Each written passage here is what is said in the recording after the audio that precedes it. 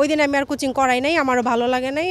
আমি কেন জানি না, আমার ভালো লাগে না। ওইখানেই দাঁড়াইছিলাম, হয়তো বা আমার কেউ খুঁজে পাইতো না, আমার ছেলেরও কেউ খুঁজে পাইতো না। যাই হোক, আমার সাথে দুইটা গার্ডিয়ান ছিল, একটা গার্ডিয়ান ছিল, ওনার খোঁজ পাওয়া যায় না। 27 তারিখ স্কুল খোলার সম্ভাবনা আছে, কিন্তু যদিও 27 তারিখ খুলে বা তারও 1 সপ্তাহ পরে খুলে, আমি আমার বাচ্চাকে আপাতত স্কুলে দিব না। অন্য দিনের মতো ওরে নিতে আসছিলাম, অন্য দিন হয়তো বা একটু পরে আসি। ওই দিন আমি কেন জানি না, আমার ভালো লাগে নাই। আমি বাসা থেকে 15-20 মিনিট আগে ওইখানে পৌঁছাই।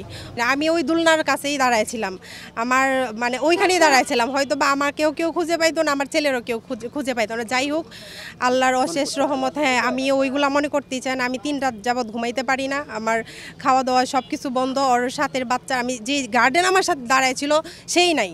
আমি তার সাথে কথা বলছি, বাবির সাথে কথা বলছি, সেই নাই।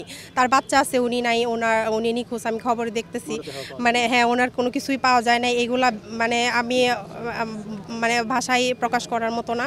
তার একদিন আগে ওরে কোচিং করানো হয়েছে, ও কোচিং করছে। ওই দিন আমি আর কোচিং করাই নাই, আমারও ভালো লাগে নাই। আমি কেন জানি না, আমার ভালো লাগে নাই। আমার ছেলেরা আমি ইশারা দিছি, বাবা তুমি আসো। 3-4 মিনিট ওইখান থেকে আসতে যত দূর, ছোট মানুষ ও তো দ্রুত হাঁটতে পারে না, আস্তে আস্তে আসছি। আসার পর আমরা মেইন গেটে আসছি, জুড়ে বিকট আওয়াজ হয়েছে, শব্দ হয়েছে। ডিজাইন, এলিগেন্স, বিউটি, সেরা পণ্য সবার জন্য জেভিকো। আমি অনেক মানুষ ওইখানে যাওয়া, একটা অস্বস্তিকর একটা পরিবেশ। আমি আমার 2 ছেলেরে নিয়ে, 2 হাতে নিয়ে দ্রুত আমি এখান থেকে ওই অন্যদিকে সরে গেছি আর কি। সবাই হুড়াহুড়ি করে ঢুকছে।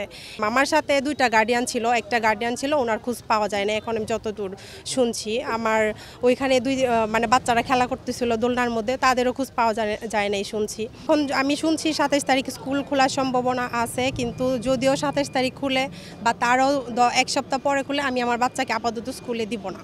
আমি বাচ্চার অভিভাবক, আমি বড়, আমি যথেষ্ট, আমি অ্যাডাল্ট। আমি নিজেই এখান থেকে বের হইতে পারতেছি না। আমার ওই ওর বাচ্চার সাথে বাচ্চারা মারা গেছে, ও ছোট মানুষ, ওই ট্রমা থেকে বের হতে পারতেছে না। লেখাপড়া পরে, আগে আমার বাচ্চার সুস্থতা, আগে আমার নিজের সেফটি, তারপর স্কুল কর্তৃপক্ষ কি করবে সেটা আমি জানি না। আপাতত আমার বাচ্চাকে আমি স্কুলে দিব না। খবরে দেখতেছে, দেখার পরও খুব আতঙ্কে আছে। ও বলতেছে, আম্মু আমি স্কুলে যাব না, আম্মু আমার সাথে বাচ্চা নাই, ওই বাচ্চাটা মারা গেছে, সে আমার বন্ধু ছিল, আমাকে কলম দিছে। আম্মু আমি স্কুলে কিভাবে যাব, আম্মু আমার তো ভয় করে। রাত্রে ও একা ঘুমায়, ও আমার বড় ছেলের সাথে ঘুমায়, ও 2-3 দিন যাবত আর বড় ভাইয়ের সাথে ঘুমায় না, আমার সাথে ঘুমায়। ও ভয় পাইছে, একটু পর বললে, আম্মু স্কুলে কি তুমি আমার দিবা, অন্য স্কুলে দাও, অন্য স্কুলে ড্রেস বানায় দাও। ও খুব ও কান্নাও করে এখন। ওর দেখে আমি ওর সাহস পাই না যে আমি ওর স্কুলে পাঠাই। 3 দিন যাবত বলতেছি চলো স্কুলে যাই, দেখি, বলে না আম্মু আমি যাব না। তারপর বড় ছেলে বলে, আম্মু আমার বন্ধুর অনেক আত্মীয় আছে, ওরা মারা গেছে আমি শুনছি, চলো একটু যাই। তাই নিয়ে আসলাম। হ্যাঁ, এখানে আসছি।